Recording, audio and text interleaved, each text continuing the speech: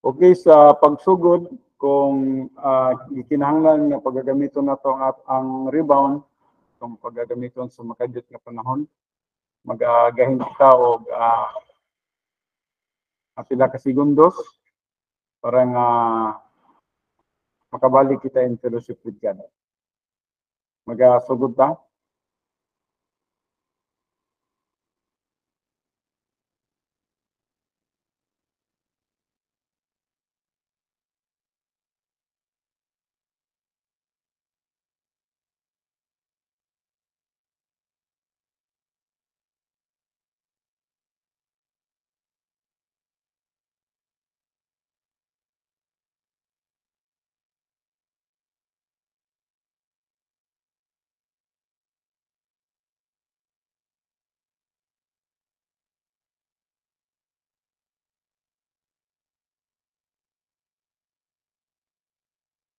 Okay, the word of God is alive and powerful, sharper than any two-edged sword, piercing even to the dividing asunder of the soul and the spirit, and of the joints and the marrow, and is a critic of thoughts and intents of the heart.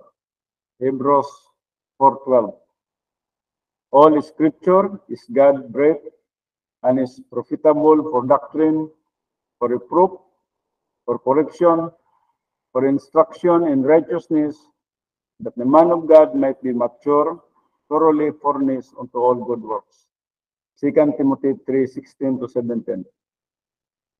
Study to show thyself approved unto God, a workman that needeth not to be ashamed, rightly dividing the word of truth. 2 Timothy 2:15.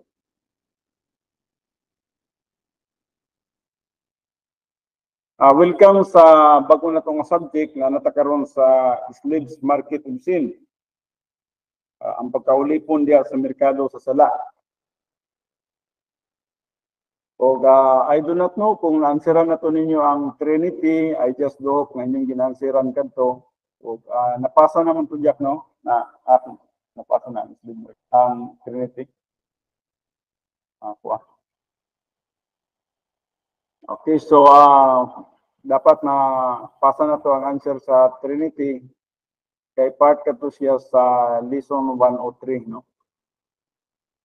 So karon welcome sa slave market of sin. Slave trafficking was a thriving enterprise throughout the ancient world.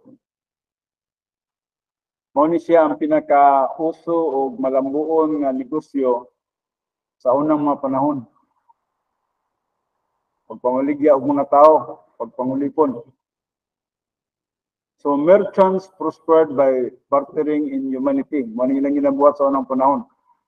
I-barter nila ang tao, ikambyo nila, ilang ipaulipon sa usa ka dato o sa mga powerful man, no? Human beings were chattel, no, with a market value. Ang ilang ginabuhat sa Ezekiel 27:13. Ilahang i-chattel, no, na market value.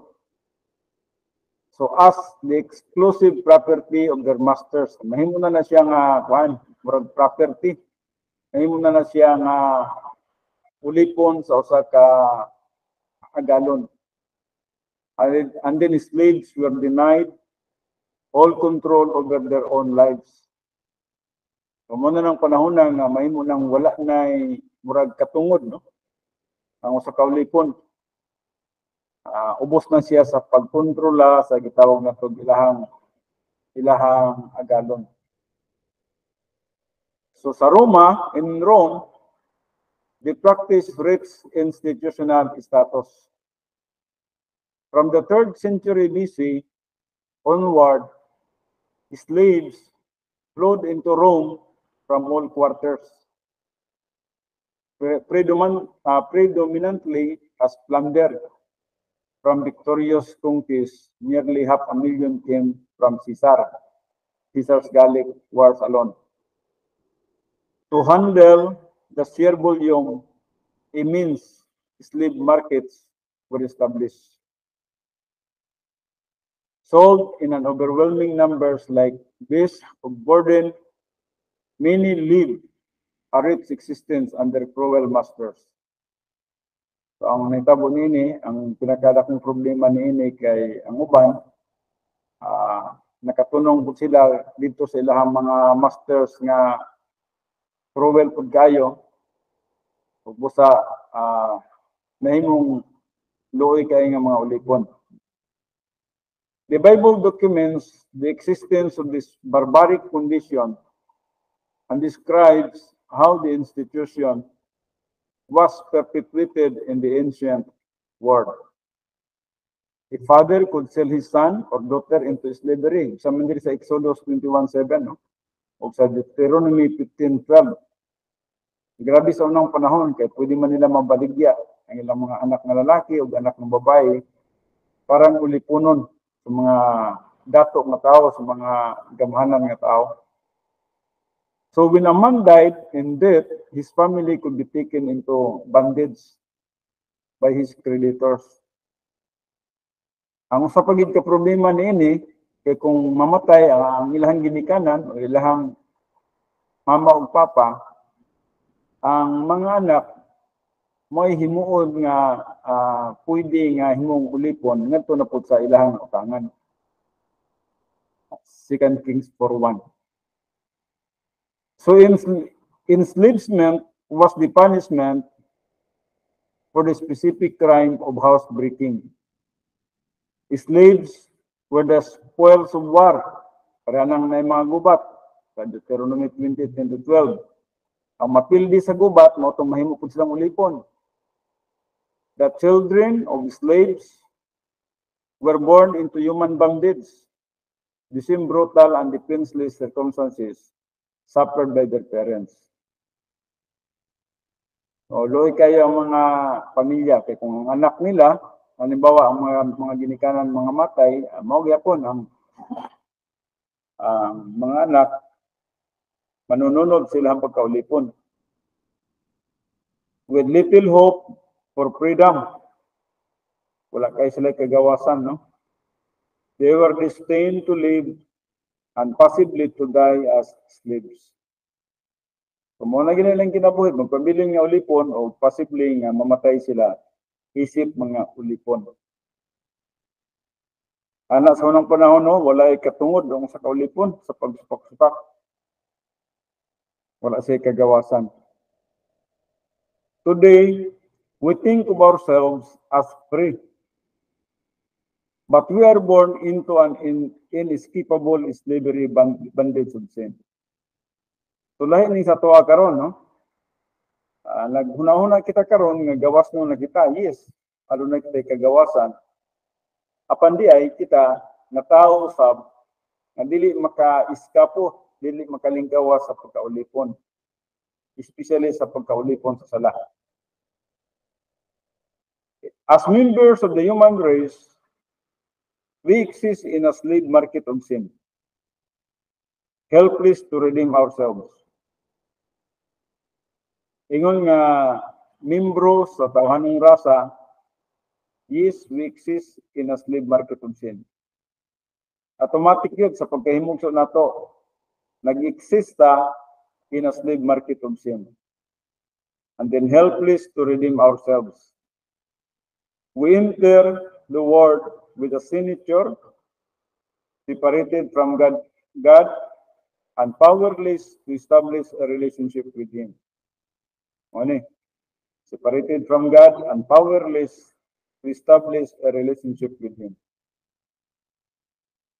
We have no way to emancipate ourselves from the captivity of our inherited depravity.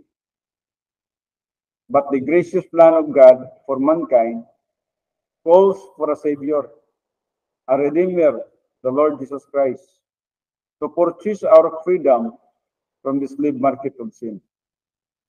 Morning, mayang balita.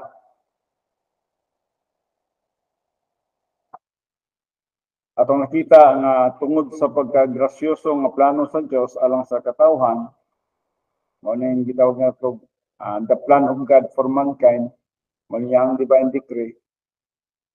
calls for a Savior, a Redeemer. Ug mao kana si Jesus Christ, the Lord Jesus Christ. Sa katuyuan nga iya kitang pagkapaliton to purchase our freedom from the slave market of sin. Ipalit kita niya. Ipalit niya ang atong kagawasan gikan sa pagkaulikon sa merkado sa sala. Ang kita karon sa the Godhead. Who is the God that purchases our freedom? He is one God in Deuteronomy 6:4, existing in three separate and distinct personalities. God the Father, God the Son, and God the Holy Spirit. Whenever God is portrayed by the scripture as being one, that always refers to the same perfect essence inherent in all three members of the Godhead. So kini sila, kining usa ka Dios sa tulo ka personas, ana ni sila yung managsamang essence or characteristics or attributes. Katong napulo ka mga essence, no? Sovereignty, eternal life, love, justice, absolute righteousness, omnipotence, omnipresence, omniscience, immutability, o veracity, no? Parihan ni nanita na sila. So each person of the Godhead executes a different aspect of the divine plan for the liberation of mankind. The Father is the author of the redemptive plan. The Son is the executor of the plan, our Redeemer by virtue of his work on the cross. And the Holy Spirit is the revealer of the plan, the person through whom the power of redemption is conveyed. Therefore, God is one in essence, but three in personality. Kamo ni atong diagram or atong illustration of slave market of sin. God the Father, kung nakita, God the Son, and God the Holy Spirit. God the Father is co-equal with God the Son. God the Son is co-eternal with God the Holy Spirit.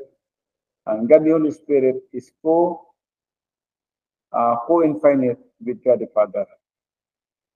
So, they are co-equal, co-eternal, and co-infinite.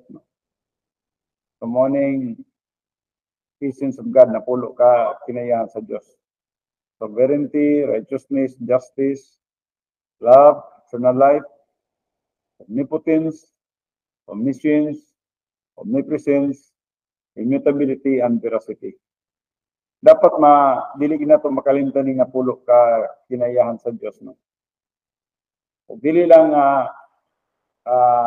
dili na ito makalimtan, dapat atong masabtan Diyos o kung saan matag-usan ini. Ikan sa sovereignty nga to sa veracity or absolute truth.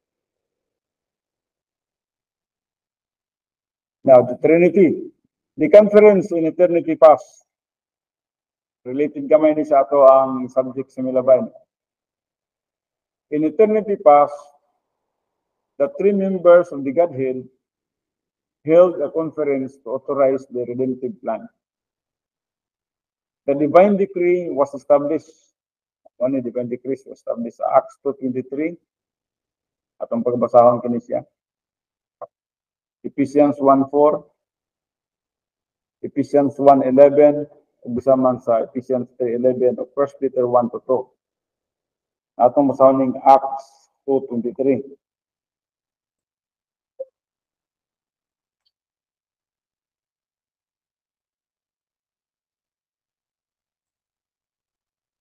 There is Acts 2, verse 23.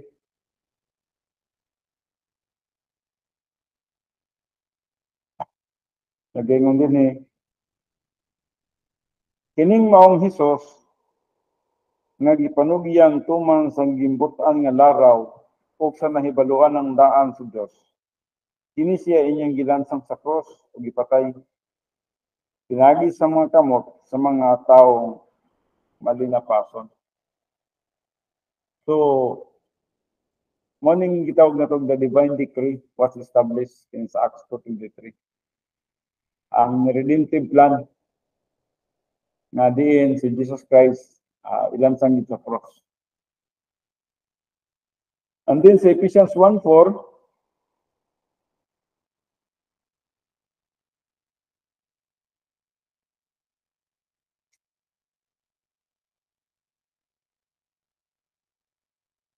diriusop sa Episo 4, ganyan din diha kaniya sa wala pa matukod ang kalibutan, siya nagpili kanato aron kita mabalaan ug dili masalawayon diha sa tubangan sa Dios.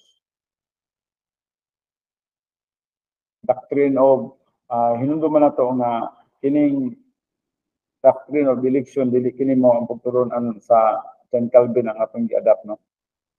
Ang atoa nagatuo kita nga aduna kitay responsibility nga pagpili apan tungod kay ang Dios nahibalo ng daan in eternity past, busa nahibalo siya sa mga katawhan nga motuo ug mo dawat kaniya.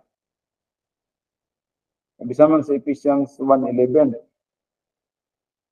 pinagi kaniya, pinagi kang kinsa usab kita nahimong panulundon, kita gimbutan ng daan sumala sa katuyuan, sa nagpalihok sa tanang mga butang sumala sa laraw sa iyang pagbuo.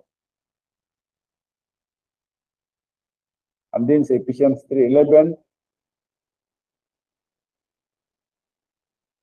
sumala sa walay katapusang tuyo, ngayang natuman, diha kang Kristo Jesus nga atong Ginoo. And then sa 1 Peter 1:2, there is a 1 Peter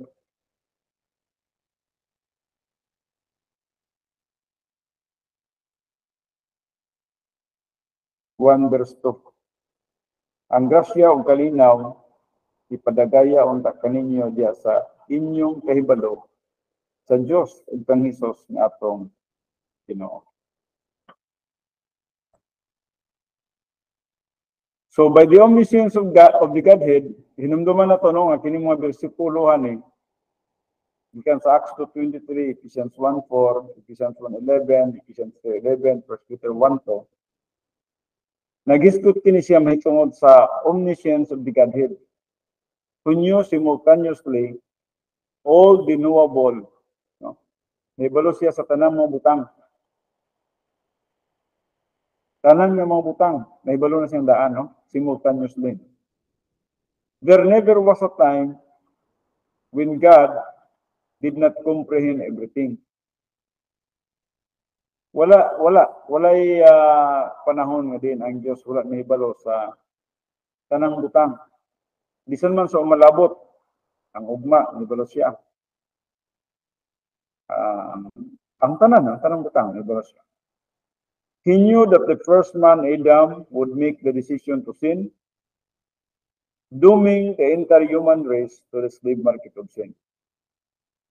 Ubusa, nahibalo po siya niya na nga ang primero nga tao nga iyang pagabuhaton, nga mo si Adan, makabuhat siya og decision sa pagpakasala, ug nga magdala ngadto sa tanan nga magkatawhan sa kalibutan, nga mahimong maulipon usab sa merkado sa sala. Busa, kitang tanan nahimong ulipon sa merkado sa sala. Helpless ta. Mao kining gisgutan diri sa Romans 5:12. Therefore, just as through one man, and that is Adam, sin entered into the world, and spiritual death through sin. And so, death is spread to all men. That means pass on to the progeny of Adam. Because all sin in Adam. Diya kang Adam, kita nakasala.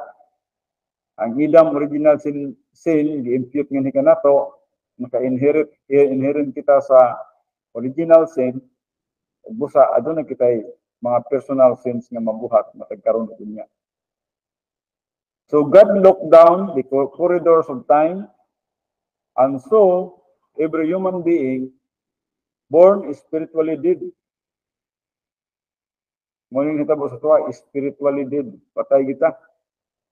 Dichotomous. Body and soul. No human spirit. Enslaved to his sin nature.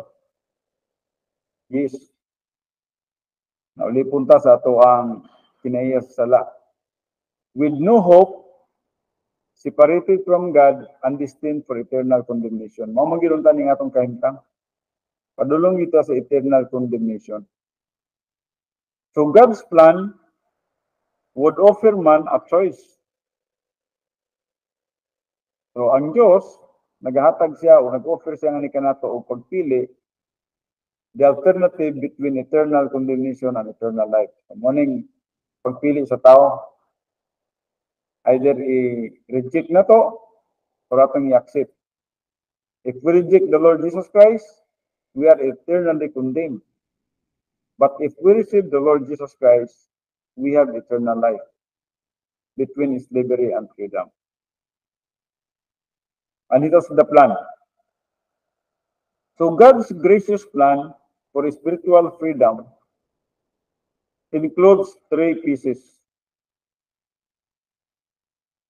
Balik ko na ko. God's gracious plan for spiritual freedom includes three pieces. Piece one is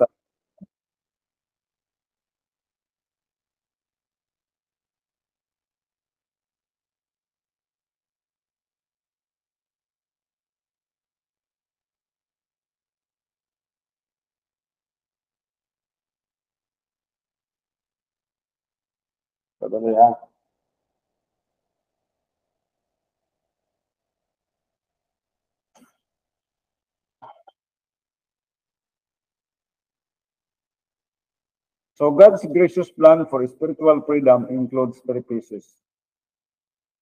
Piece one is salvation. Salvation was provided by God the Son, Jesus Christ, born of a virgin.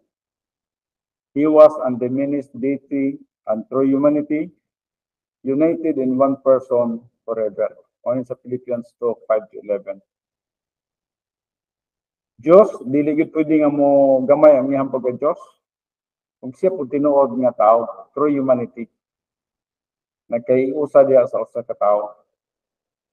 Tumala pa sa Filipos 2:5 at sa 11, the doctrine of kenosis. Ang pagsulog ni Jesus Christ sa unod-non nga kahimtang. So he lived perfect, sinless life that culminated with his crucifixions. Tabo, no?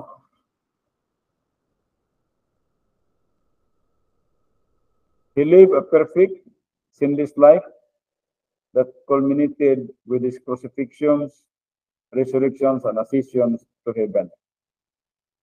Maning nahitabo siyang kinabuhi. Hingpit yun siya. Wala siya sala. O hangtod nga natapos kini siya dito sa iyang crucifixion, sa iyang pagkabanhaw, o bisa man sa iyang pagsaka nato sa ikatulong langit. So for those who believe in Jesus Christ by faith alone, there is no eternal condemnation, only spiritual freedom. So kung ikaw nagatuo na kang Kristo Jesus, pinagi sa imong pagtuo, wala na kay condemnation. Kundi di na kay spiritual freedom. Tumala pa sa Roma 6, sisiting at 28. So sa Roma 6:18, kung kita naulipon na sa naulipon na mo sa ka magtotoo sa pagkamatarong. Ang musado na tayo eternal life. Kumala sa John 3:36, yes, wala na yung pagkahinukman. Dili na hinukman ang sa katao nga anak ang Kristo Jesus. O bisa man diri sa John 3:16, gaingon, for God to love the world that He gave His only begotten Son, that means uniquely born Son, that whoever believes in Him should not perish, but have eternal life. John 3:16. So, phase 2 plan, phase 2, designed for the believer in time. Ang phase 1 is salvation phase. Ang phase 2 is Christian way of life or believers in time. So begins at the moment of salvation and continues through his earthly life. God the Holy Spirit indwells and dwells in the church's believer for the purpose of empowerment, spiritual growth, and the production of divine good. So, phase 3 plan, phase 3 is designed for the believers in eternity. Begins when the believer dies and comes face to face with the Lord. So kung ang phase 1 is salvation, ang phase 2 is believers in time, ano yung atong pagpangalagad karon. Sa dihang empower kita sa balangin Espiritu, we are filled with the Holy Spirit, in line with God's will and in fellowship with God. So morning 1, gitawag natin phase 2, nagapangalagat sa Diyos. And then ang phase 3, mao na kining atong pagkinabuhi unya dito na sa eternity. So dihang kauban na nato ang atong Ginoo sa walay katapusan. So magasugod kini phase, magsugod ang phase 3, sa dihang ang usa ka magtutuo mamatay o makig-uban na sa Ginoo sa walay katapusan. The believer in Jesus Christ has traveled from the slave market to the palace. John 14:2. Heaven will be wonderful beyond descriptions. Mga ni, mao gini nga ato ang kinabuhi. So, ang usa ka magtutuo nga nagatuo na kang Kristo Jesus, makapil na nining plano sa Dios nga mo ang langit, nga usa ka nindot o ka hibulungan nga dapit nga dili ma-describe bisan man sa atong kaugalingong una. Mo ning gisulti dira sa Revelation 21 ug bisan man sa Revelation 22 kinuha ka chapter. Now, kita karon sa the human dilemma. The human dilemma. In the beginning, the first man and woman were created perfect without sin or the sin nature. Muna si Adan ang si Iba, no? Sa pagbuhat nila, wala gid sila sin nature. Wala sila sala, wala sila sin nature. They were created perfect. Na sila body, na sila soul, na sila human spirit. And they are in fellowship with God. For an unknown period of time,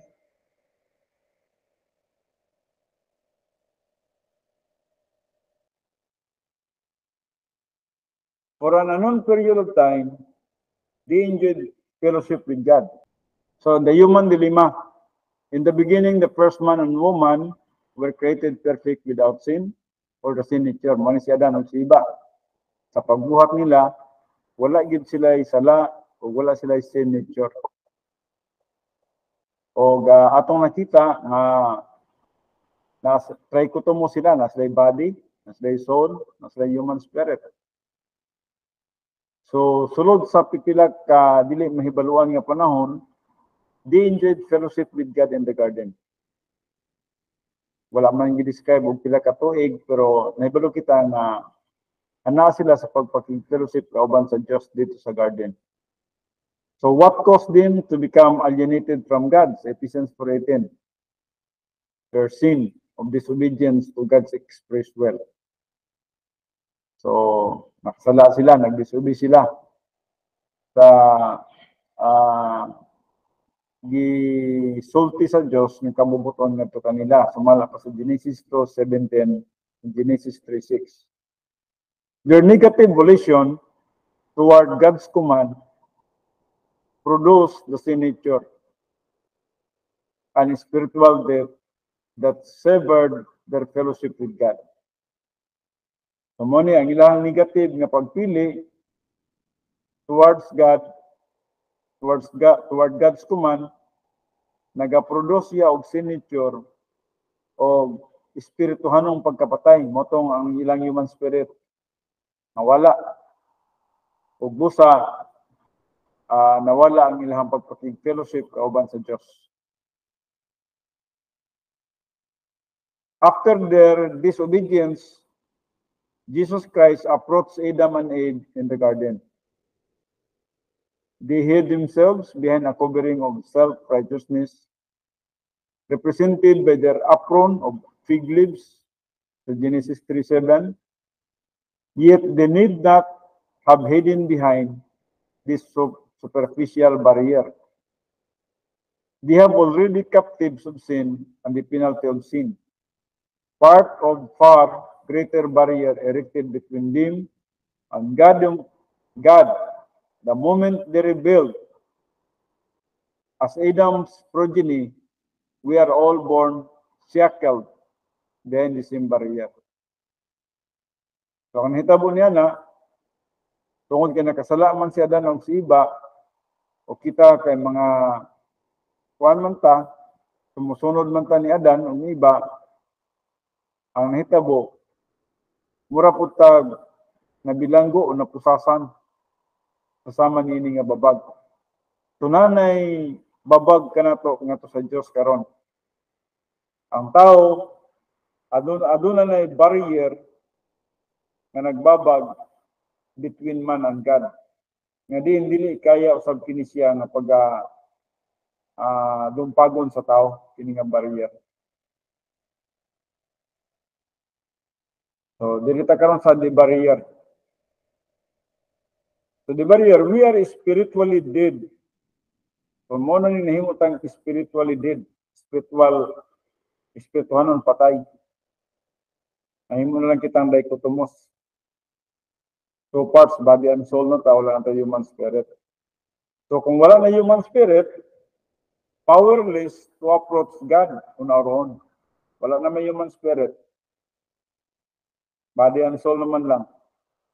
So powerless to approach God on our own. An impossible and insurmountable barrier confines us. From the fall of Adam until the end of time, no human being can escape the barrier. Wala na gyud tawo nga maka-eskapo pa niini nga babag. Tanang tawo nga mahimog sa kalibutan, maigo gyud sa niining babag kung kita kaliwatan man lagi ni Adam. Because of Adam's decision to sin. So, pinaagi lang sa sala sa unang tao, no? Sa unang natong ginikanan, kitang tanan nga damay na kita. So, the justice of God erected the barrier, only God can eliminate it. So, tungod nini atong nakita, ang Diyos, kaya namang ibabag, nagbuhat si pamaging, nga kining barrier, pwede na po nato nga mabungkag. So, pero dili pinagi sa human effort. No human effort can release us from our sin. No matter what our abilities, talents, ethics, conduct, assets, or any other factor, we are helpless. Wala kita yung nahimo. Spiritually dead kita, patay kita. Wala tayong capacity sa paghuna-huna sa mga espirituhanong mga butang. We exist behind the barrier, alienated from God. Apart from divine intervention, we all face condemnation and eternal separation from God. Ug mo ka ng grasya lang sa Diyos kini gitawag na divine intervention. Kung nahibalo kita din sa divine intervention, mo na ning gibuhat ni Jesus Christ dito sa cross, and then the power of the Holy Spirit, nga diin, through efficacious grace, ang usa ka tawo nga motuo, ang grasya sa Dios, moadtong nato kaniya. That's grace. Hatag sa Dios na siya, no? So, condemnation and eternal separation from God. The fact that this barrier exists is bad news. You know, bad news gining barrier. By one act of disobedience, man was trapped behind the barrier and became enslaved to a nature of sin. But through the saving work of Jesus Christ on the cross, God opened a way through the barrier to provide freedom from the slave market of sin. This is the gospel, the very good news. Salamat sa grasya sa Diyos. Salamat sa iyang grasya nga may nakaluwas na to. Morning grace found a way. Nindot din ang pangalan ni Grace ba, no? Pero hindi ginang-mention sa Bible. So Jesus said to him, I am the way and the truth and the life. No one comes to the Father but through me. John 14:6. Morning grace found a way. The truth is the Lord Jesus Christ. Jesus Christ is the truth. Morning niya, I am the truth. Siya ang kamatuoran. Siya ang kamatuoran sa kalawasan. Siya ang kamatuoran sa dalan. Siya ang kamatuoran sa kinabuhi. So the truth is the Lord Jesus Christ. Jesus says in effect, when you know me, I liberate you. You shall be made free. Knowing Jesus Christ begins with belief in the Lord Jesus Christ, and you shall be saved. Sa Acts 16:31. 8. Morning atong response. Believe in the Lord Jesus Christ. And then sa Ephesians 2:8-9, for by grace you have been saved through faith. Ini nindot kani sa bersikulo gyud. Kay pinagi sa grasya kamo na nga luwas through faith. Na nag-connected siya ang through faith diri kay nga naman mo kini ang responsibility sa tao. So ang grasya sa Dios hatag andap na to yourselves. So, dili gidaw ni sa aton kaugalingon. Usa kayo ka blasphemous kung kita moingon nga naluwas ta tungod nato, no? Naluwas ta tungod sa ato ang mga gitawag nato ato ang paningkamot, no? It is the gift of God. Kini daw gasa sa Diyos hatag. So, kung hatag gani, ang unsa lay itong pagabuhaton, unsa lay itong responsibility, mo ang pagdawat. Kung hatag gani, atong responsibility, mo lang ang pagtuo sa gasa. So not as a result of works that no one should boast. Ephesians 2:8-9. So grace is God's free gift of unmerited favor. Ang grasya di ay usa ka libre nga gasa sa Dios of unmerited favor. So, on all that God is free to do for mankind on the basis of the saving work of Jesus Christ on the cross. Munay grace. Whether it is merited favor or unmerited favor, kanang tanan, walay ka kalabutan, sa gitawag na to free gift of God. Ang free gift of God, yahagid ang trabaho ang tanan dito sa cross. So faith is the non-meritorious decision to believe in Christ.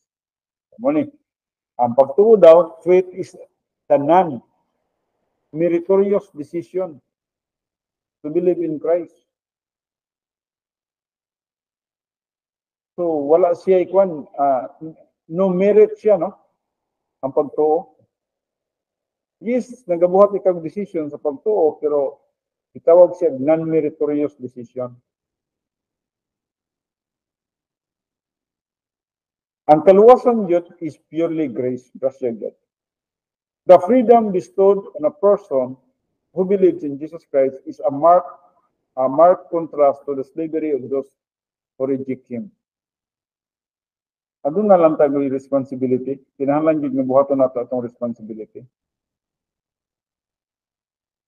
So the religious legalists of Israel provide an excellent example of slavery to sin in contrast to freedom in Christ.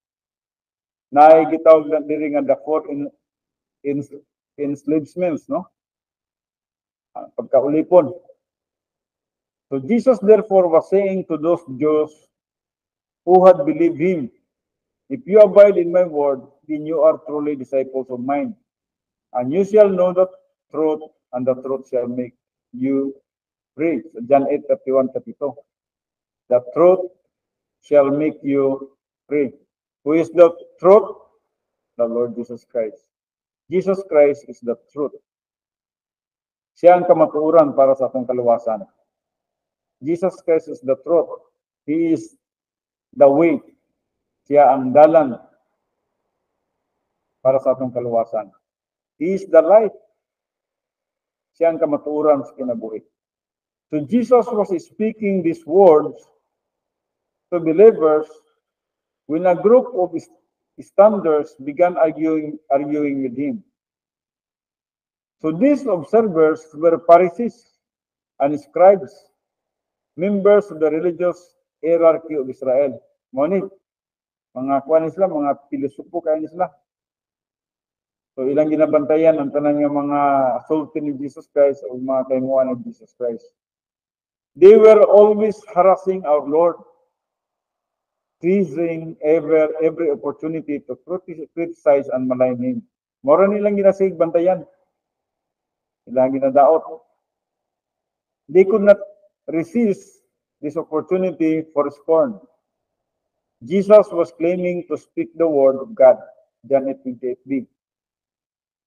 His truth was freedom from the bondage of sin and human viewpoint. Gini ang kabubutong yun sa Diyos, ang iyang kamatuoran yun, gusto nga magapalingkawas sa tao, gikan sa pagkaulipong sa sala, o bisan man sa mga tawhanon ng mga panglantaw, human viewpoint. The unbelieving Pharisees misunderstood his meaning. Then they answered him, "We are Abraham's offspring." Manilang kwan. Pagpagbilang tugi, mga anak mi ni, makaliwatan mi ni Abraham, and have never yet been a slave to anyone. How is it that you say you shall become free? So John 8:33. So, Jesus' religious antagonists answered with a boast, "We are Abraham's offspring." So hambog kay sila na makaliwatan sila ni Abraham. The Pharisees gloated with pride over their lineage. Kung lagi kay kaliwatan sila ni Abraham, taas kay ang ilahang garbo. So they were haughty about their heritage. Were they not descended from one of the Lord's greatest servants? Was that not proof enough of their spiritual worthiness? The Pharisees and scribes were relying on their genetic relationship with Abraham. Grabe ang pagkaulipon nila nini, no? Ang ilahang, grabe ang ilahang pag-rely. Sa ilahang gikan mi sa kaliwatan ni Abraham, no? So the next pompous statement reveals their distorted view of reality. We have never yet been enslaved to anyone. Gawas niya na nga mingon sila nga kaliwatan mi ni Abraham. Mingon sila nga wala man mi naulipon ni bisan kinsa, anong imuha man ni ipalingkawas man minimos ang kamatuoran may maghatag kay inyong kaluwasan. Wala man mi maulipon. At the time they proclaimed this absurdity, they were actually under 4 different systems of slavery. Pero wala nila may balo ini. Yes, ilang una-una, kaliwatan sila ni Abraham, o wala sila maulipon ni bisan kinsa, pero wala nila masabti ning 4 different systems of slavery. Ulipon din sila. Number 1, they were slaves to their own corruption of the Mosaic law. The law was never given as a way of salvation. Galatians 2:16. but given to show that man is a sinner and needs a Savior.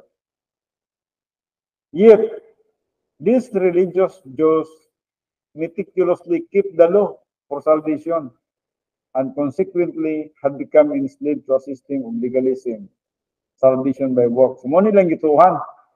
Kaya na may balaod, kinahanglan natin yung tumano ng balaod, sundo na to ang balaod, ang mga balaod ni Moses at ang pagkasundon kinisla, o parang mamaluwas kita. So salvation by works nila. So naulipon sila sa sistema sa balaod ni Moses. Pero was na kabantay niya na, no? Ngunang pagsulti ni Jesus Christ nga ang kamaturan ay magpahigawas kaninyo para sa iya, para sa ilaha, dili man mi ulipon. Nganong ipalingkawas man minimo. Number 2, they were enslaved to a religious system. Palestine had evolved into a Judaism and government. A little combination of dogma and politics. Kiningkwan, kinipon sila, no? Naulipon sila sa mga religious system. Kanang Palestine, karon na divide mo na kanang Israel o kang Palestino, no? So sa una, Palestine ginatanan. Palestine had evolved into a union of Judaism and government. A little combination of dogma and politics. So all people who refused to conform to the religious system became outcasts. Ano siya, no? So kung dili ka mo-conform o mo-refuse ka sa pag-conform sa mga religious nga mga system, mahimo kang outcast. The primary purpose of the Mosaic Law as a freedom code was negated. Number 3, they were enslaved to the Roman Empire. Wala po nila mabantay. Ulipon din sila sa Roman Empire. During that time, nganong na mga sundalo sa Israel, so kung kinaulipon sila sa Roma, enslaved sila. As a province of Rome, Judea stood in the shadow of the Roman eagle. The legions of Tiberius marching through the streets of Jerusalem were a constant reminder of their captivity. So makakita sila mga sundalo sa Roma nga nasa Israel, naghulagway ka na sila sa ilang pagkaulipon. Captive sila sa mga Romano. And then number 4, and finally, they were in spiritual slavery to sin. Kinigyon, no? Ang wala nila mabantay nga nahimos lang ulipon sa merkado sa sala. So espirituhanon sila nga naulipon sa sala. Busa si Jesus Christ, nag-ingon nga, and the truth shall make you free. Kanyang gawas nun. Pero wala nila ni masabti, hindi nila masabtan. Now, what a tremendous opportunity for the Lord Jesus Christ to discredit the deluded assertion just uttered by these legalists. What about the 400 years of slavery in Egypt? Katong naulipon sila og 400 years sa Ehipto. Nga diin, gikan sa 70 families, niabot na sila og 2 million or more dito sa Egypt. Naulipon sila dito. Grabe, taas-taas yun. Bali, 4 gatos katuigan. And then what about the 70 years of captivity in Babylon? Katong naulipon po sila sa mga Babylonian. 70 years. If the Jews had never been in bondage to anyone, how could they explain the Roman legion station in Jerusalem? So most prevalent was the bondage to their own legalism. Consider the Sabbath prohibitions under these legalistic restrictions. So muna, grabe ang ilang pagkaulipon nini, no? Most prevalent was the bondage to their own legalism. Kini, naulipon sila silang pagkalegalista. I-consider nila ang Sabbath, kini, naulipon sila nila ang Sabbath, no? Consider the Sabbath prohibitions. Under these legalistic restrictions, a barrel that is leaking cannot be plugged. even if the best wine is lost. Makakita sila og pareha ng mga barrel o mga butanganan og tubig nga kung mabuslot man na siya sa adlaw nga Sabado, dili gina sila pwede nga mo-repair niya na.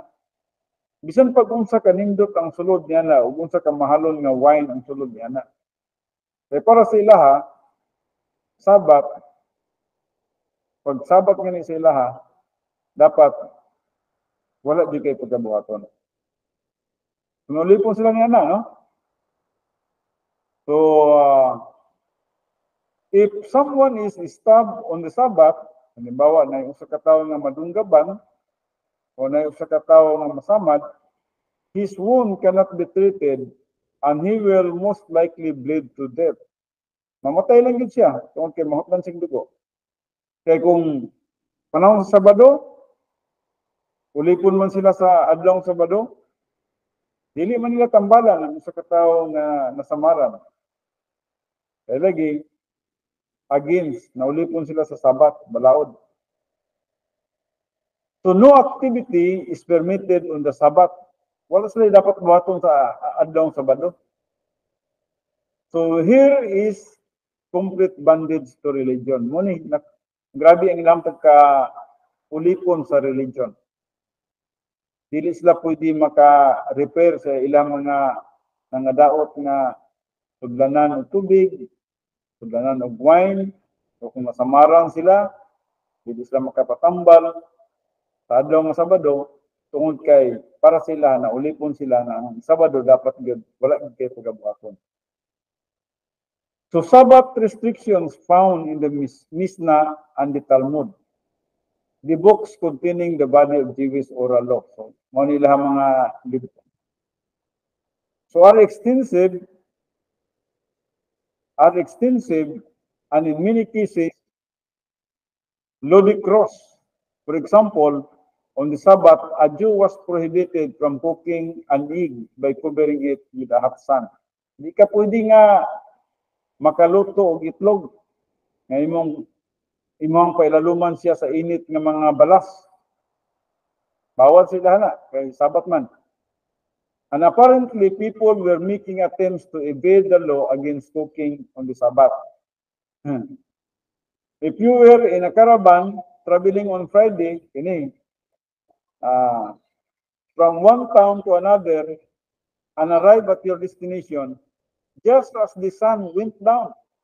Halimbawa, nabutan ka sa oras nga diin ang adlaw misalot na sa adlong Sabado, you could loosen the girth of your mole.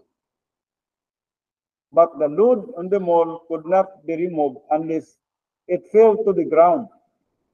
So halimbawa, nagbiyahe ka sa unang panahon kay mga kabayo ang ginagamit ng ginasakyan.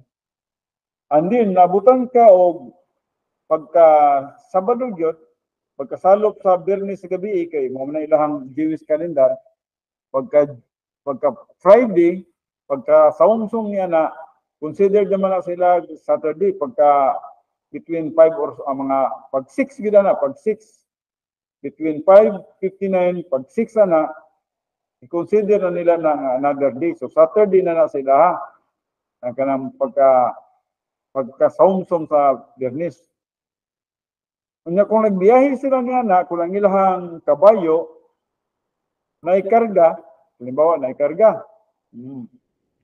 Nabutan sila pagkasaumsum.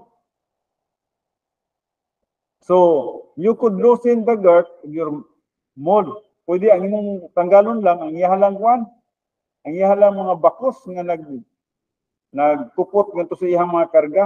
Mora na imong buhaton. Di na nimo pwede nga alsahon pa tong iyang mga karga. Kay nabutan naman ka sa kuan, Sabat, yung pahulay naman.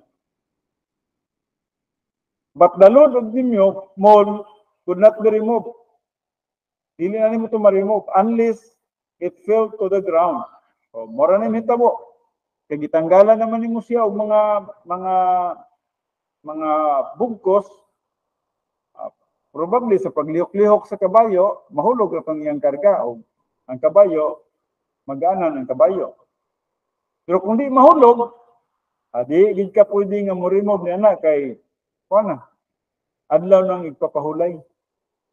Bisan pag mag-antos ng imong kabayo sa pagkarga sa karga niya sa tibuok ng gabi, dili gyud ka makaremove niya na kay lagi na ulipon man sila sa adlaw ng Sabado. In that case, the pack must remain on the ground until the Sabbath ended. Sa samang paagipod, kung ang pananitan ang karga sa kabayo nahulog sa ground, di po na nimo pwede nga hilabtan. Kaya adlaw bang Sabado. So, it must remain on the ground until the Sabbath ended. Grabe no, grabe ang pagkaulipon nila. Grabe ang pagkaulipon nila sa bulaod. So far from being saved by the Mosaic law, the Jews were in bondage to the law. They were in bondage to the religious leader. They were in bondage to the Roman Empire. Jesus, however, graciously did not mention any of these circumstances. He focused on the main issue, the gospel. So even though the preliminary to the gospel is Romans 3:23, for all have sinned and fall short, that means miss the mark of the glory, that means perfect righteousness of God, Jesus did not make an issue of the Pharisees' personal sins. Wala ka nagisgutan ni Jesus Christ. Diri na ta sa page 9, sa Romans 3:23. Sa Romans 3:23, for all have sinned and fall short, that means miss the mark of the glory, that means perfect righteousness of God. So Jesus did not make an issue of the Pharisees' personal sins. So there is a Romans 3:23, nakasala kitang tanan, no? Musa nakabsan ta sa himaya sa Diyos. Nawala ang atong human spirit, so wala tayo pagpakigtulo sa kauban sa Diyos. So, ulipon kita sa sala. May utang ulipon sa sala. Kung dili masabtan ni sa mga Hudiyo during that time, si Jesus Christ, nag-ingon ito kanila, na ang kamaturan, may maghahatag kaninyo ang kagawasan. So if you are a believer in the Lord Jesus Christ, and desire that others find Christ as Savior, do not emphasize their shortcomings. Kumuning sa tuwa, no? Kung halimbawa, mag-share ka sa gospel, dili na to isgutan ang ilang mga shortcomings, no? Their bad habits, their failures, dili dapat isgutan ng ilang mga failures. So, you have flaws as well. Never cultivate a holier than thou attitude. Hindi. Sawa kayo.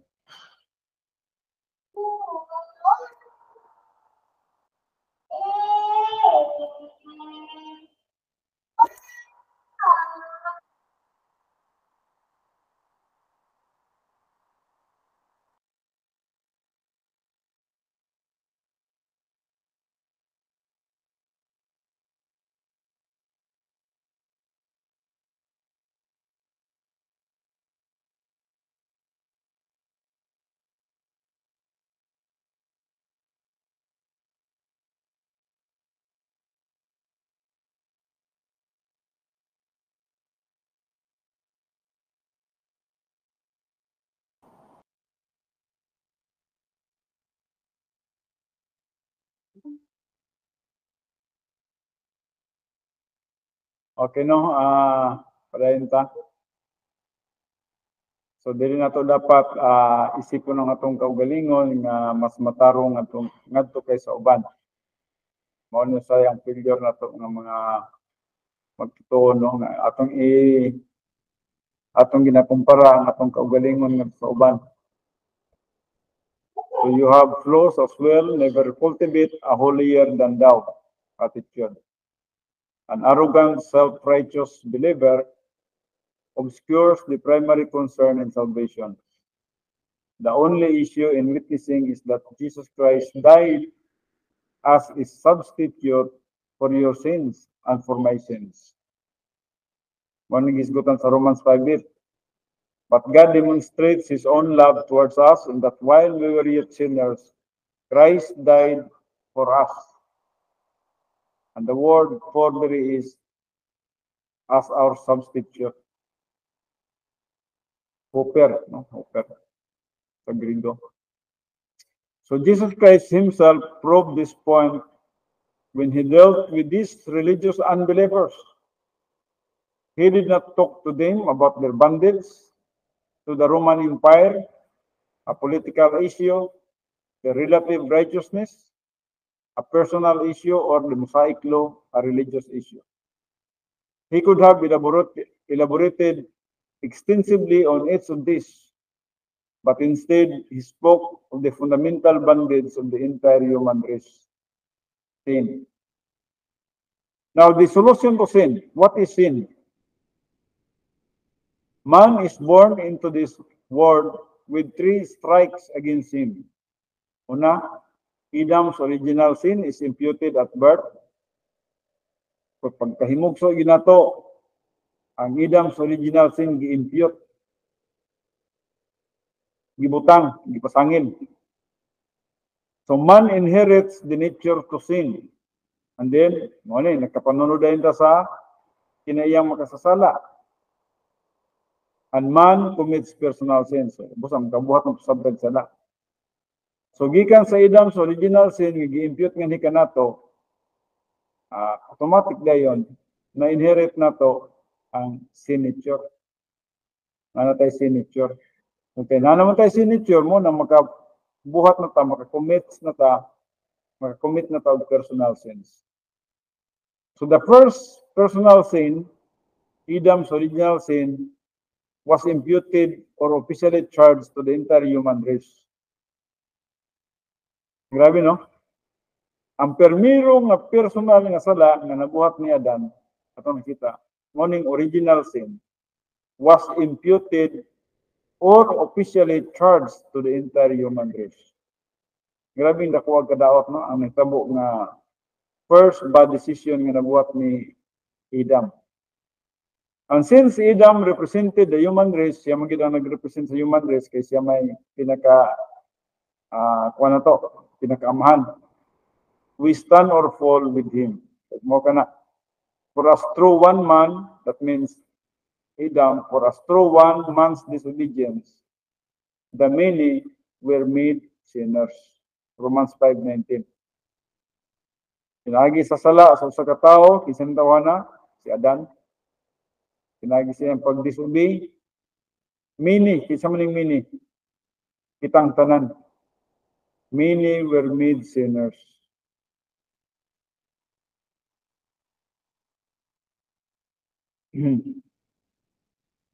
So atong tanaw ni Kadjot ang footnote, no? Yung sa 12. So Christ substituted himself on the cross for our sins. 2 Corinthians 5:14. For us, in the Greek, is the preposition, huper, gitawag siya huper, no? For us, translated on behalf of, or as a substitute, plus the genitive plural of advantage from the pronoun ego, the word ego, no? So through physical birth, we inherit a sin nature. So diri gyud nagsugod ang gitawag nato na inherit nato ang sin nature through physical birth. The abolition of Adam is the culprit. So mo gini ang mali nga pagpili ni Adan, mo gid siya ang hinungdan. Mo ni ang atong kapasangindan, no? So Adam disobeyed God in the garden by eating the forbidden fruit in Genesis 3:6-8. Adam chose to transgress, thereby acquiring a sin nature that he passed on genetically to all mankind. Manipasa gini niya tanan sa tuwa. That is what David meant when he wrote, I was brought forth in iniquity, sa Psalms 51:5. I was brought forth in iniquity. By being born through natural procreation, David inherited a sin nature which made him a sinner. So consequently, mankind is alienated from God. Genesis 3, 2-3, and then some sa Romans 5:12. The presence of a sin nature in all members of the human race makes it impossible for anyone to measure up to the perfect righteousness of God. So, muna karon ang problema na.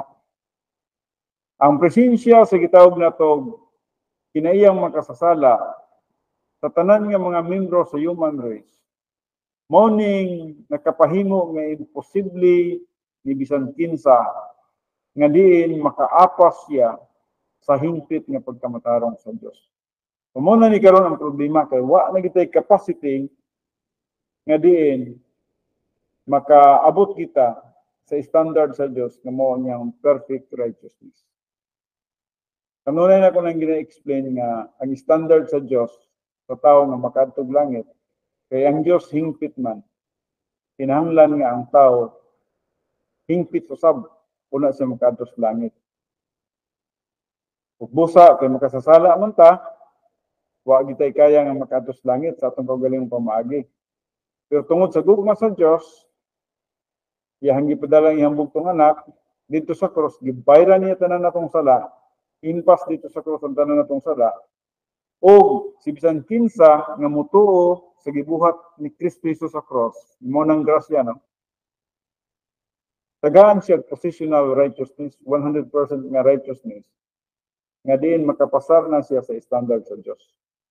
So that's the time that we measure up to the perfect righteousness of God. So makabaton lamang kita, makapasar lang pa sa standard sa Dios.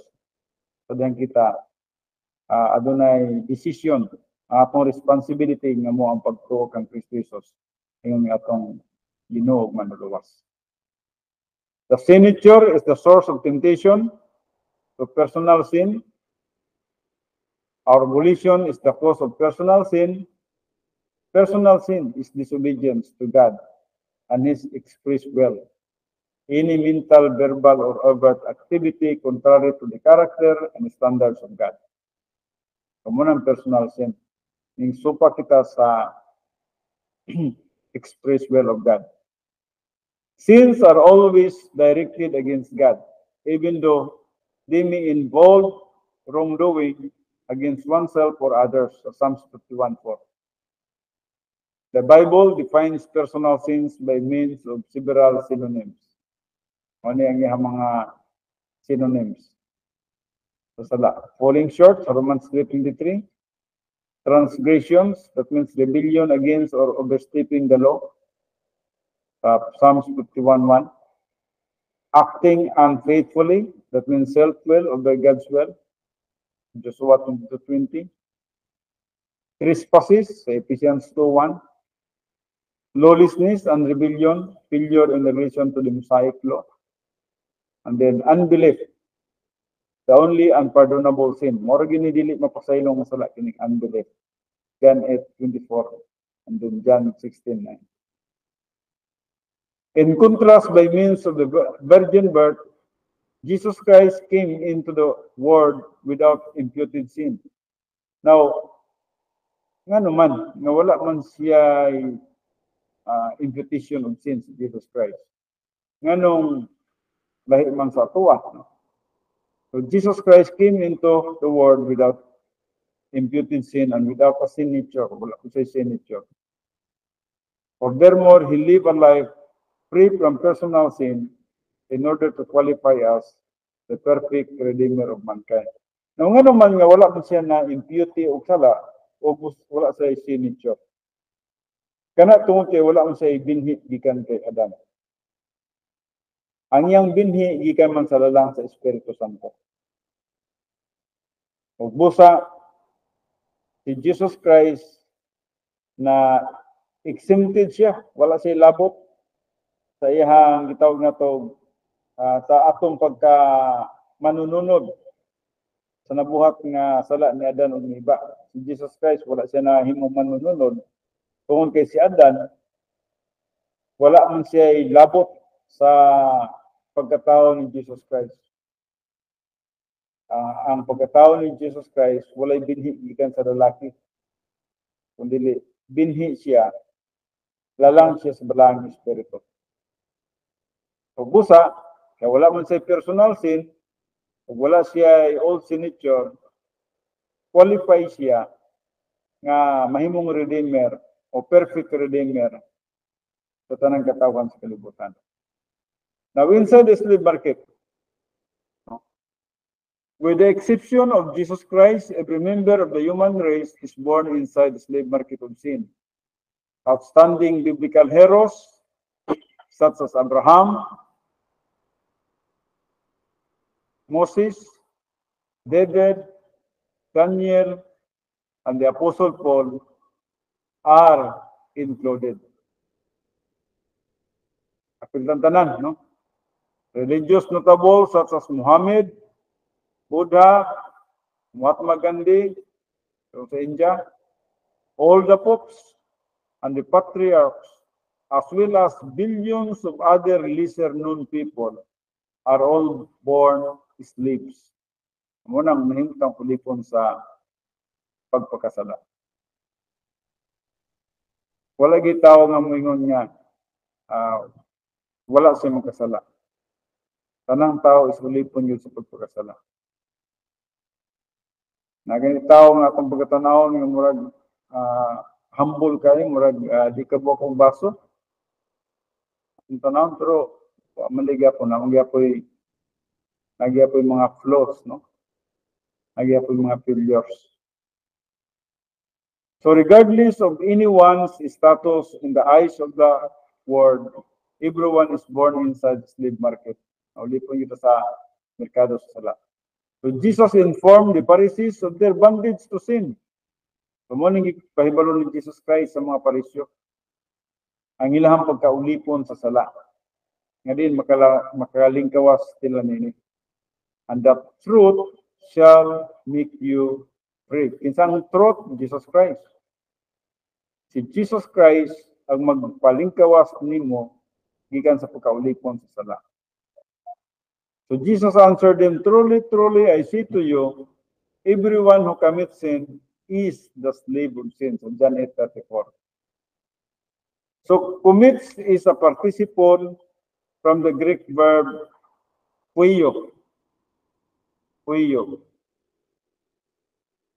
So when Jesus looked into the eyes of these self-righteous zealots and he spoke using the dramatic present tense of puio, he shocked these religious leaders. You say you have never been in bondage to anyone, but I say that if you have committed sin, first-class condition, close, and you are a slave to sin. May illustration na rin ako.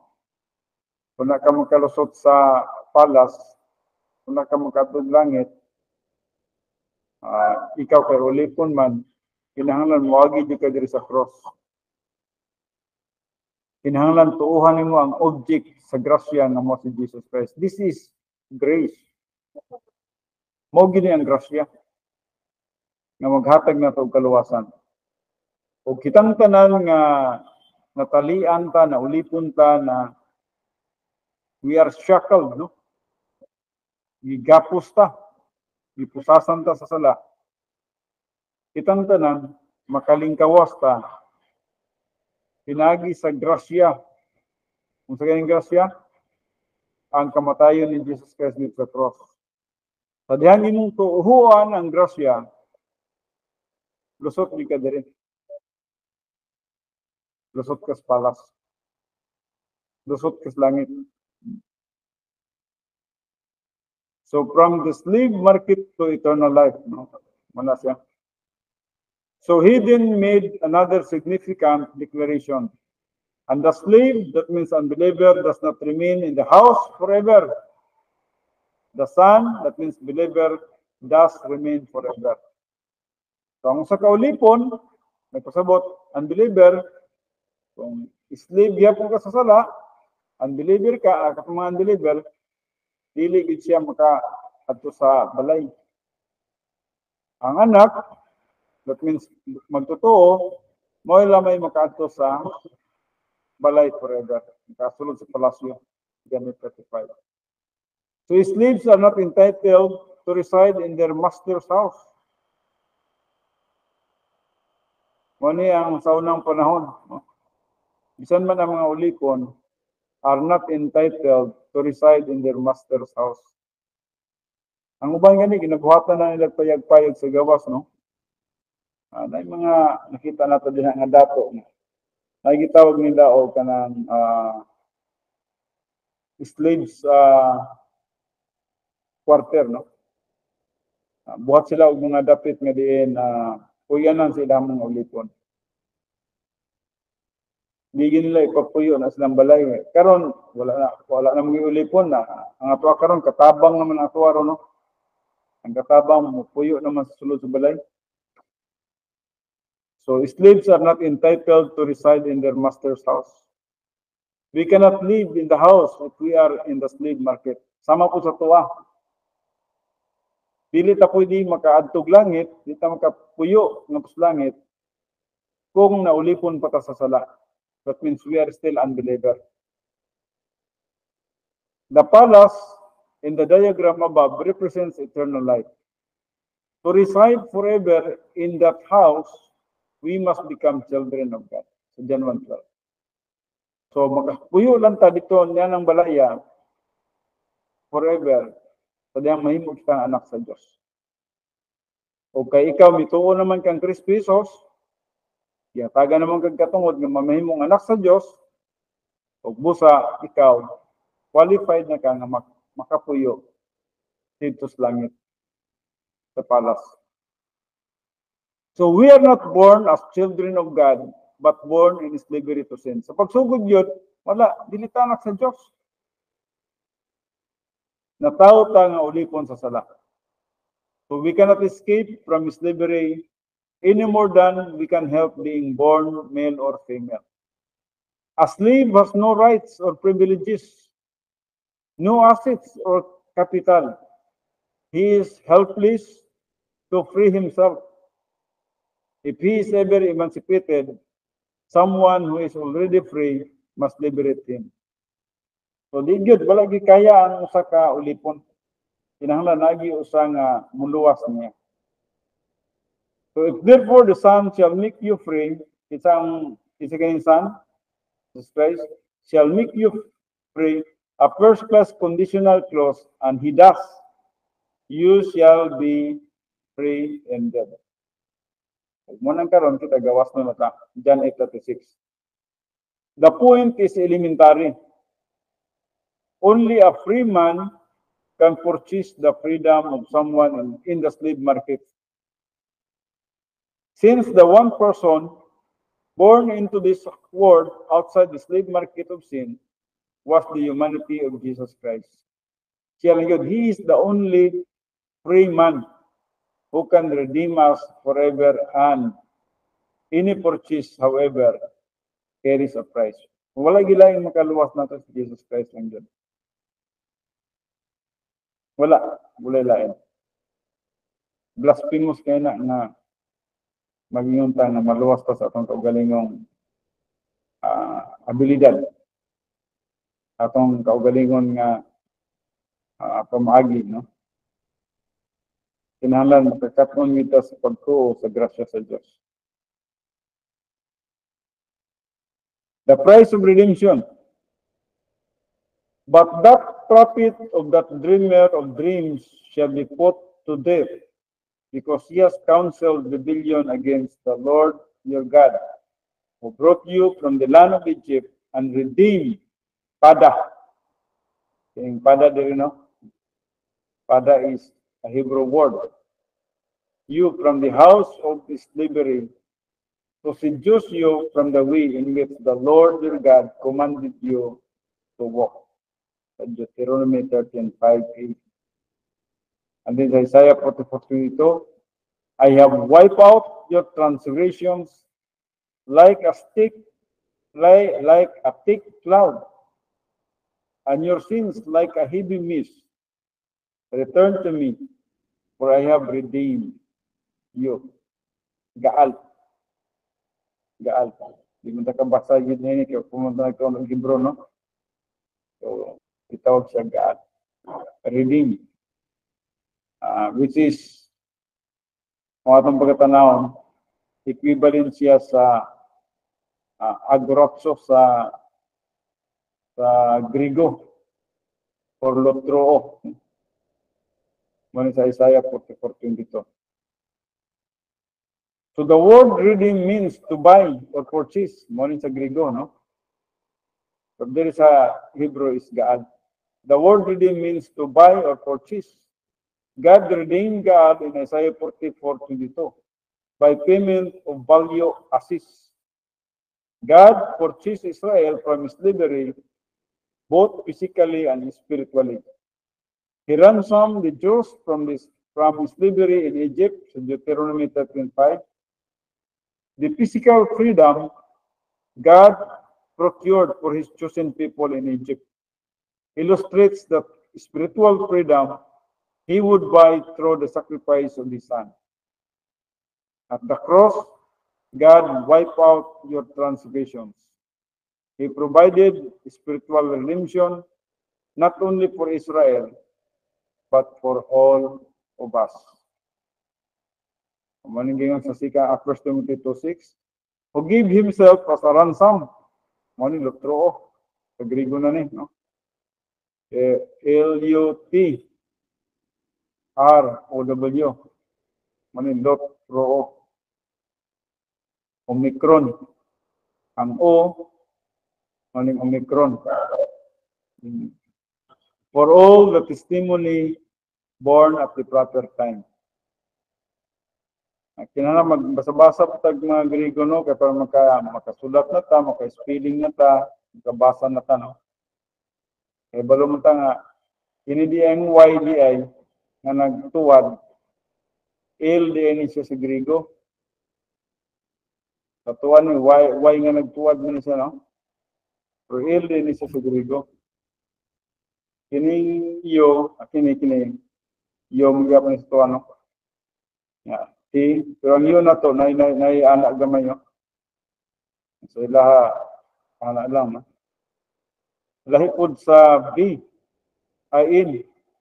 Kaya kung in, wanra ka ng letter B, regid nga nag-state. Kung inaniyon mo, di ka letter B ni sila, yun good ni, no?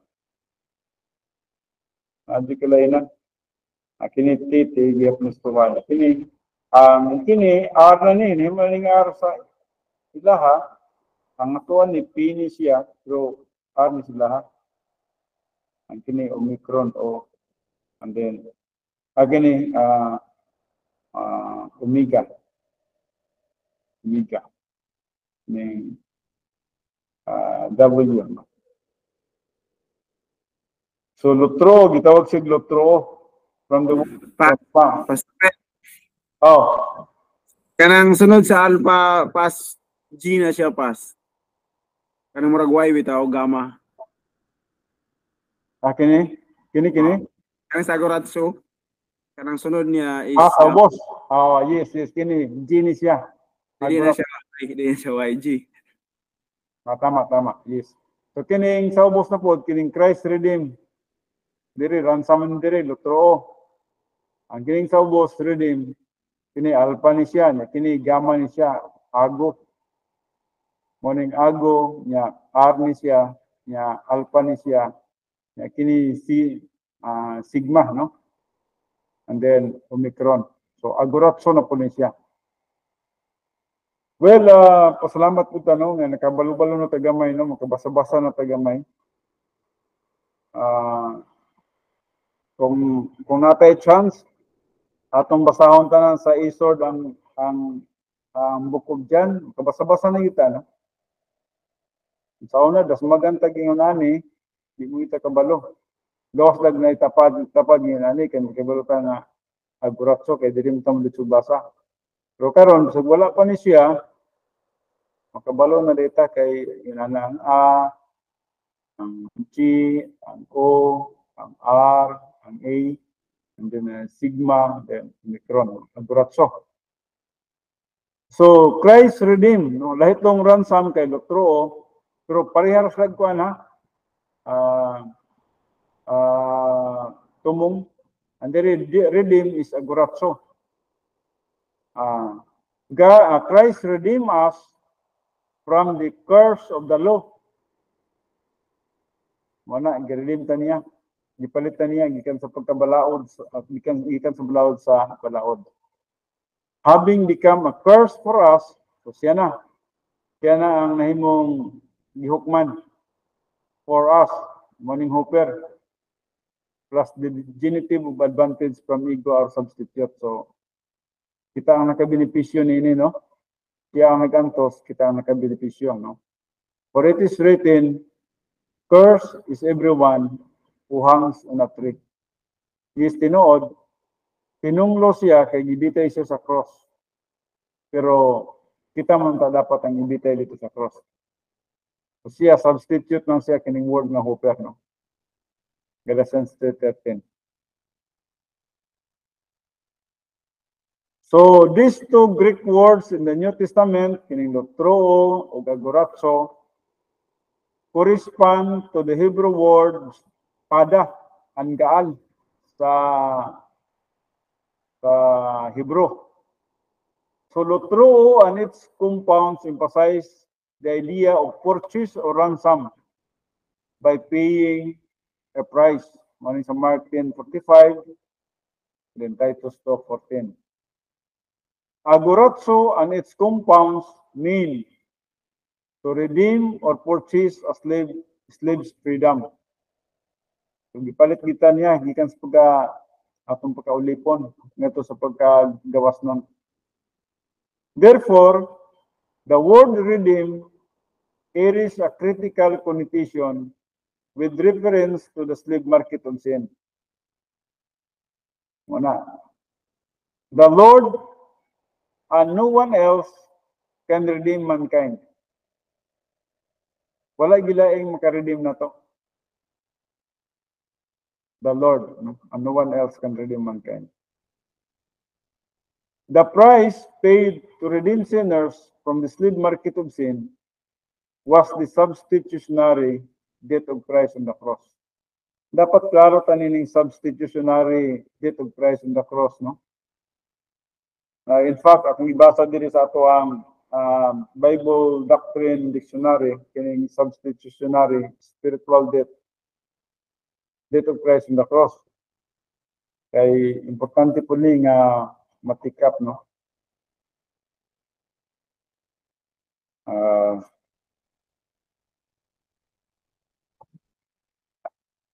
Atong tikap ng kadjet, no? Well, pwede mo butang mo adto dire.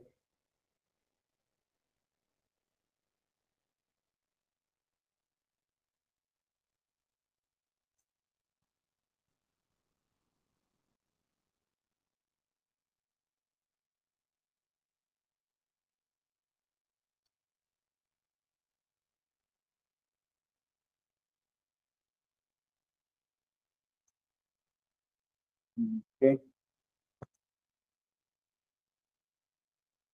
At least na lang tayo dugang reference.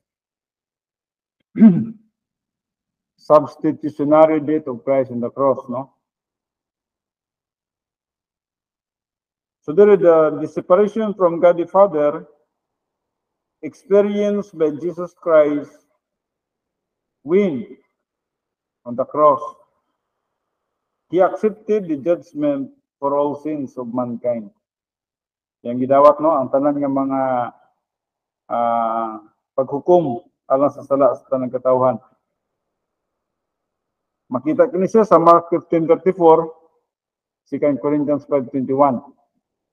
And then identifies Jesus Christ's redemptive work on behalf of humanity and is the actual meaning of the figurative term blood of Christ. So, very as a substitute for us, Jesus Christ took our place, the place of separation, that he might bring us to God by providing atonement for the entire human race. Romans 5:8. Now, it states that while we were yet sinners, Christ died for us. May gamit din yung word nga for us. No? Hooper. The Greek preposition hooper used with the genitive of advantage is best translated instead of. Itawag siya. Kung i-translate din siya, instead of. Imbis kitaon pa, siya na lang. No? In place of, on behalf of. So we should have been judged for our sins. But while we were yet sinners, Christ died on behalf of us as a substitute for us. Muna siya. So when God the Father forsook His only Son, He was entirely to our advantage for the greatest demonstration of love. So muning genitive of advantage, no? Ang paghukom kay Jesus Christ ngadto sa cross nahimong advantageous alangan hikanato. For the greatest demonstration of love and grace, remove the barrier between God and man and open the way to eternal life. Apart from this divine intervention, we would all remain eternally condemned and alienated from God. Dapat masabtan na to ang grasya sa Diyos. Nga bisan pa og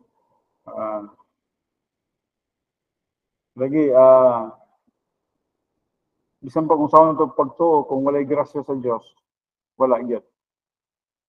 So, ang grasya gyud sa Diyos, may atong object sa atong pagtuo, nga may nakaluwas nga ni kanato. Now, adunay unique kayong kahimtang kining gitawag na to spiritual death ni Jesus Christ. Kaya ang iyang spiritual death lahi mangod sa atuwa, no? The uniqueness of his spiritual death, we must distinguish between the real spiritual death of the human race and the substitutionary spiritual death of Christ. Lahi ang real spiritual death, kita kay nakasala ang kita, busa nahimulag ka sa Dios. Si Jesus Christ gitawag kung ihaog substitutionary spiritual death. Kaya wala man gid siya makasala, busa substitutionary lang niya. So real spiritual death is separation from God. Ang real death is separation from God in a state of sin. A condition that began with Adam and applies to his progeny. That means all mankind. Now, substitutionary spiritual death is separation from God in a state of perfection and impeccability. Morning hitabo kay Jesus Christ, gitawag siya substitutionary spiritual death. So, ang substitutionary spiritual death is separation from God, is nabulag siya sa iyang amahan in a state of perfection and impeccability. Bisan tinod, hingpit siya, kung nagpabilin siya nga matarong, pero nabulag siya sa iyang amahan. Ngayon nabulag siya sa iyang amahan, tungod kay nasa ihang sala. So, substitutionary ang iyaha. So, this implies exclusively to Jesus Christ. Para lang ini kay Jesus Christ. The sinless humanity of Christ died spiritually, the just for the unjust. One is the 1 Peter 3:10. And not only retained his impeccability, but endured the excruciating pain of judgment with inner happiness. One is Hebrews 12:2. So Christ's spiritual death is also distinguished from Adam's by its cause and results. Namely, the real spiritual death of Adam was caused by personal sin. Ano yung hitabo kang Adam? And the results included loss of the human spirit. Ano yung hitabo kay Adam? Sa diyang nakasala si Adan, nahimo siyang espirituhanong patay. O sa diyang nahimo siyang espirituhanong patay, tungkol sa iyang personal nga sala, niresulta kini siya sa pagkawala sa iyang human spirit. Mo to ang hitabo ni Adam, body and soul na lang siya. Nahimo siya nga dichotomous body and soul. Wala na siya human spirit.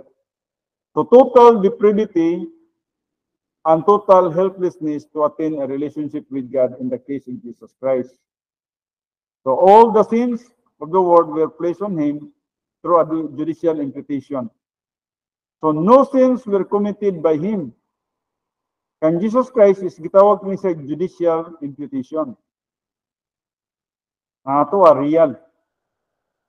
So, furthermore, the humanity of Christ retain his human spirit throughout the judgment.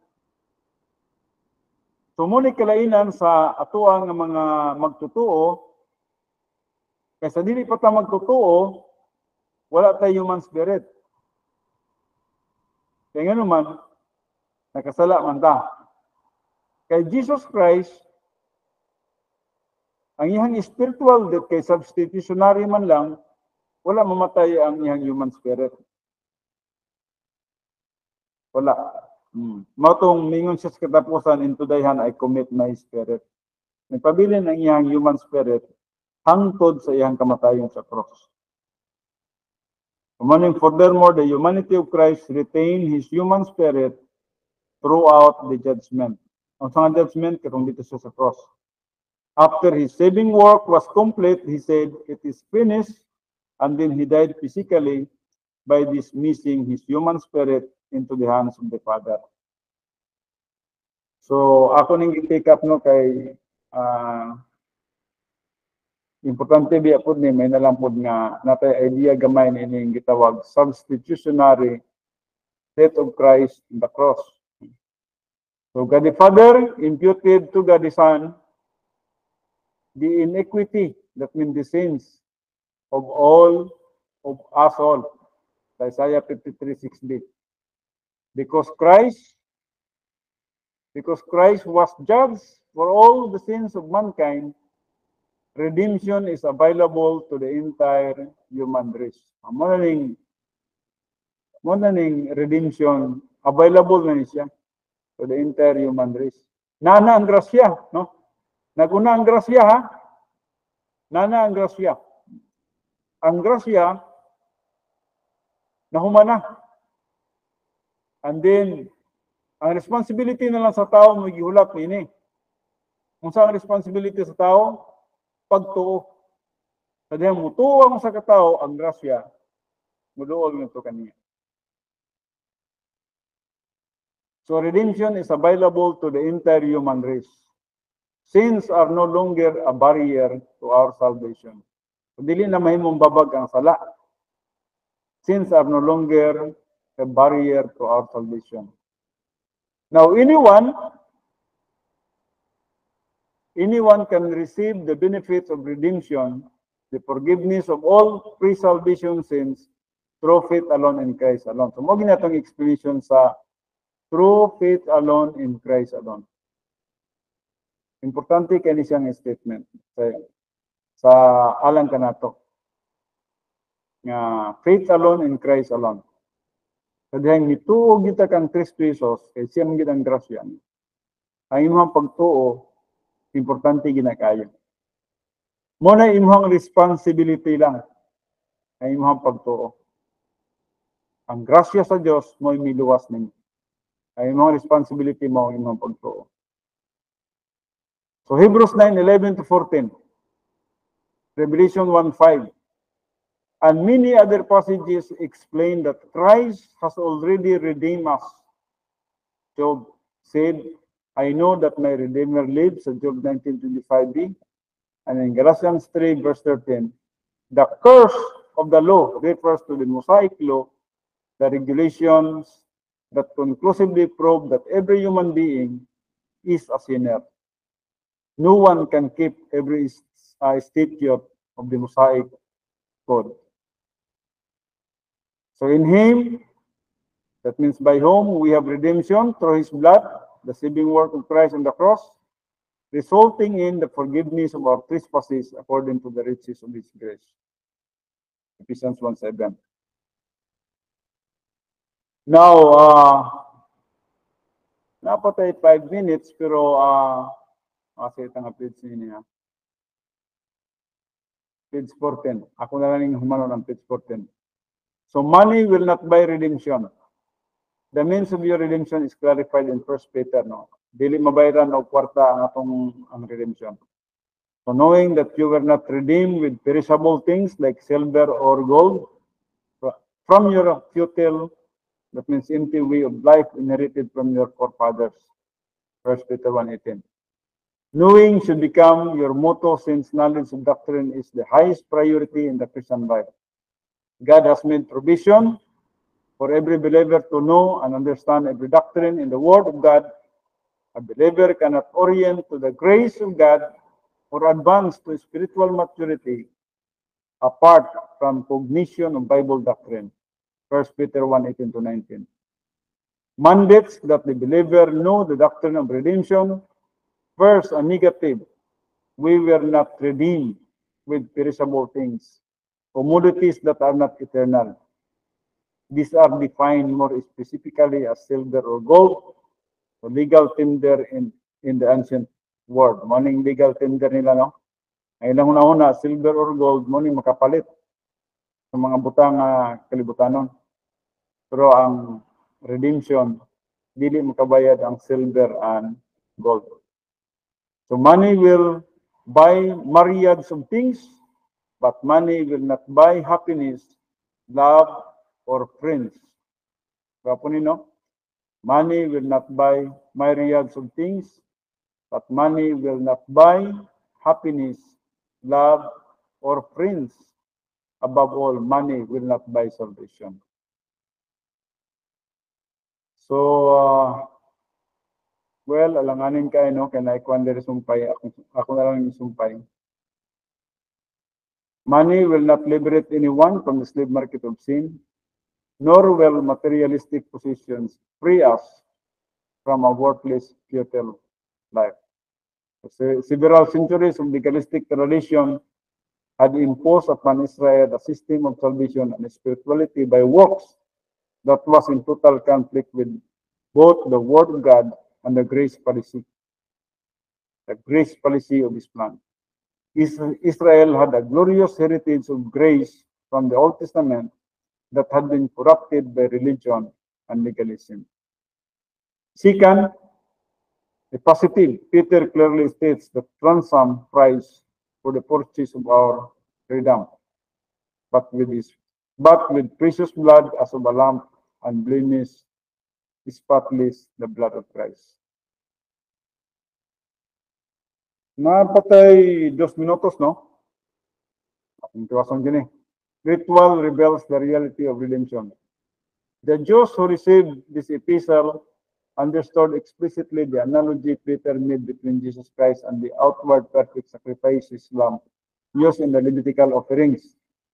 This lamb was innocent and did not deserve to die, yet, in accordance with the Old Testament, ritual die it must. No? So, muna lang ginabuhat, mga mananap na inosente, wag sala ng mga mananap, mawin tayo nga matay para sa pag-offer lamang sa ilahang mga kasalanan.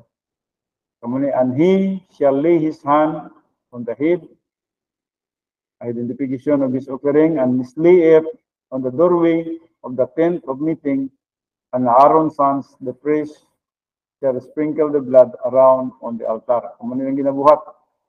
Mga walay sala nga mananap, ilang gipatay, ug ang dugo, ilang gina-sprinkle nila sa ilahang mga pultahan, doorway, no? Of the tent of meeting. Then by placing his hand on the head of the lamb, the one who brought the sacrifice symbolically transferred his sins to the lamb. So, muna hitabo, no? As the offerer killed the lamb and the priest collected and sprinkled the blood, people observed and learned the doctrine of redemption. The sacrifice foreshadowed and illustrated Christ's future atonement for sins. The blood of the lamb represented the price Christ would pay for our redemptions from the slave market of sin. Mamotin lang gibuhat, no? Kadihang ang ibutang nila ang ilhang kamot ngadto sa ulo sa usa ka lamb o sa kanating karnero, the one who brought the sacrifice symbolically transferred his sins to the lamb. So ang iyang sala din transfer na nito sa nating karnero. O kana siya usa ka illustration usab nga Ang atong sala ni transfer nga to sa lamb na mo si Jesus Christ nga walay sala. The blood of the lamb represented the price. Christ would pay for our redemptions from the slave market of sin. So all things are cleansed with blood, and without shedding of blood, there is no forgiveness. There is no resulting forgiveness. Hebrews 9:22. Kung ano nilang ginabuhat, kitang tanan, nangalimpyo kita pinagi sa spiritual death ni Jesus Christ dito sa cross. And without shedding of blood, there is no forgiveness. So muna nga, ang hulagway sa katong unang panahon nga ang mga lamb ilang patyon, and then sa dihang ilan ang itungtong ilang kamot dito sa ulo, ang ilang sala, mabalhin dito sa lamb, mao ka na siya ang shadow Christology, na kita nagatanaw kita na si Kristo sa dihang dito siya sa cross, ang tanan natong sala, gitungtong o gipasangil usab ngadto kaniya. Sige, magto ta sa pag-ampo, sa pagtapos, mag-ampo ta. Amahan na mo nga Diyos, nilingatak na sa kabuntagon, kami maghahatag sa among pagpasalamat, pagdaig, mayang anak kanimo, bisan man sa panahon o opportunity nga maghahatag ni kanamo. Nga din kami nakatuon sa imong pulong, nakapadayon sa buhat sa mga buluhaton, alang lang yun sa imong kalimayaan. Salamat sa imong grasya, sa imong gugma, sa imong kaayo. O kay Heavenly Father nga bisan man ang 2 ka oras na makatuon, itong tanan na dunay kahimuan sa among spiritual life, o ilabi na sa among kinabuhi unya sa eternity. Salamat sa mga kaanak nimo nga mapadayonon nga nagatikan ini. Minauli ito ng pagpasalamat, pagdaig, paghimayang anak nimo, pinagi lamang sa pangalan ni Kristo Jesus, atong Diyos, atong manluluwas. Amen.